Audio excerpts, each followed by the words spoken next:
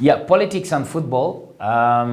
Yes, it's true that different member associations in Africa, yeah, they've been experiencing different challenges when it comes to drawing that line, how much politics should be involved in football, especially when it comes to leadership.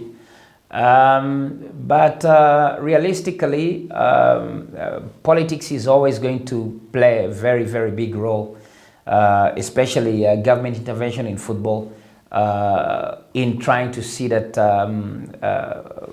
these member associations can actually reach their optimum capacity in developing the game.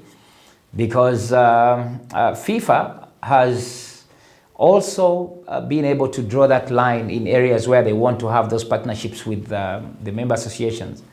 Of course, we know that the government, for example, the government of Uganda has done a tremendous job in supporting the federation in so many different aspects when it comes to funding the national team, when it comes to, of course, making policy on improving the infrastructure of the country, sports facilities. And we have seen that even a decade-Nambola stadium that used to be, a very, very influential infrastructure, not just in Uganda, but in the region and also in Africa, we have seen, government stepping up and obviously the UPDF playing a very big role in trying to rehabilitate and bring this stadium back to the state the way it was before. And I think the government has done a tremendous job, and we have seen in these past AFCON qualifiers that we were able to host even countries like Zimbabwe here. And it was great to see the stadium, Nambola Stadium, in that kind of condition, and seeing our fans actually coming in numbers to come and support the Uganda Cranes. And we saw also there was a lot of business that was carried out during these games. A lot of opportunities were created for young people. So it's very, very important to recognize that politics and football, they will always play a very big role in the development of the game. However, it is very clear that FIFA has drawn a line, especially with its statute of third-party intervention. And this is a line to try to discourage government or to limit their interference in the decision-making of the game. But this is simply to try to protect the game, and especially when it comes to making decisions to see that football can benefit from those people that want to serve it and prioritizing it such that our communities can benefit from those really, really experienced people with a good background of football. But otherwise, we have seen so many times, even in the past, we had people like Balamazi Lwanga. He served, of course, at the National Council of Sports, and later he served as a federation president. But again, this was someone who was already part of, who had a very good background in the game of football with so many, many experienced people. And so it was very, very easy for him to cross over from the other side of government to come and again play a very big role as a leader of a federation.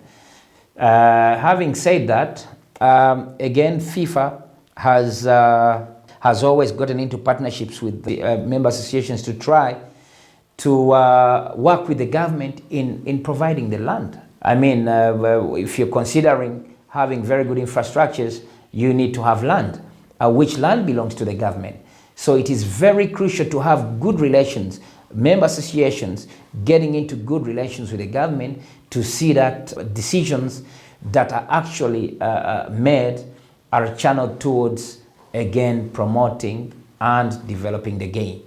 So this is why it is very, very difficult to separate the two, politics and football. But I think where we need to emphasize is the over-politicizing of the game.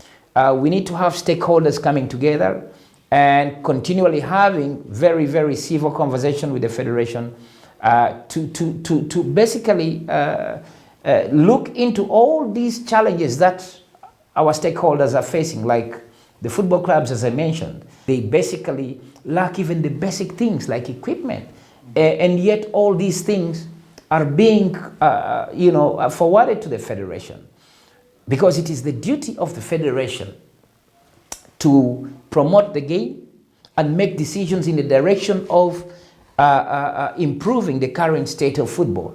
Now, that also involves trying to support the football clubs, because football clubs in Uganda today can hardly pay players. So there has not been so much awareness to the different privileges that Ugandan stakeholders in football have, but I will tell you that FIFA has done a great job. There's also a privilege for former players through FIFPro to try to still be able to make requisitions from FIFA to try to empower former players in areas of in areas of development, educational development, in areas of welfare, in areas of promoting the game through initiatives. But we have not had that transparency through our mother body to try to have these engagements, and at the same time also to try to make decisions that are going to encourage football promotion. And again, this is where we need to give credit to FIFA, because when you look at the different organizations that we had before, in different communities, we had an organization like Kayofa. We had an organization also in Zambia. There was one in Namirembe there, because FIFA has also provided that provision that football is for everybody, irrespective of whether you are in the official structures of the member association, like competing in the league. They have also tried to make sure that they give that liberty, that liberal approach, where young, energetic men and women that want to start up their own independent competitions within their communities, they have that liberty to do that. So that provision by FIFA encourages, again, that football being a tool to improve on the socialization of young people to be part of the game in different ways, different competitions. And as I mentioned, that previously we had those kind of football organizations like Kayofa in Kawempe, where I played, where Mujib Kasule played, when we were young, where Ibrahim Sekaja played. There were also others in Katwe. So this again shows FIFA's priority, of course, being football promotion, and not necessarily looking at the narrative that we have had in Uganda, that a measurement of the performance of a federation depends on if they have qualified for Africa Cup of Nations or the World Cup. So that is a good thing. It shows that we have good talent, but that does not resonate from young boys and girls that actually dream about just having access to football, which is really a very, very crucial objective of FIFA. Having that mass participation, having young people getting access to football, making sure that every national of a member association can enjoy football freely without any kind of interruption. But it surprises me that I have seen very, very strong resistance from our federation trying to interrupt the activities of former players. Because I saw when the Kenyan international players came here, after collaborating very well with their Ugandan counterparts, I saw that it was not a good thing, that the federation collaborated with some administrators. I think the game was going to be in Gulu or somewhere, Arua, and they were denied of access to a football pitch. I think this over-politicization is a hindrance to the development of the game, because you cannot deny people that have been part of the game, people that have enabled the dreams of youngsters through their success in the game. And at the same time, as we have seen that there is minimal participation of former players in football administration in Uganda, it has actually denied. It has denied young Ugandan talents to dream, to be inspired, and we have also ignored the power of such beautiful stories of these legends, because I do believe that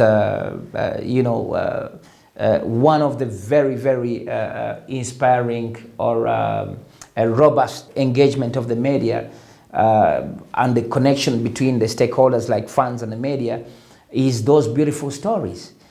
Stories that are going to leave a mark on a youngster to understand how did Majid Musisi make it, what were the setbacks that he got in the game, because setbacks play a very, very important role in someone's career, even much more than his successes, because it is always understanding that pathway. You see, people do not even understand that Majid Musisi was not signed by KCC. He was not signed. I think he went and played for Pepsi, but I think he went to so many different clubs and his talents were turned down. But he later was given a chance at Sports Club Villa by the late coaches. Of course, Timothy Ayeko. There was a very strong administrator there, Mzee Jagwe, who recognized his talent. So these stories are also very, very, very important when it comes to trying to inspire young people.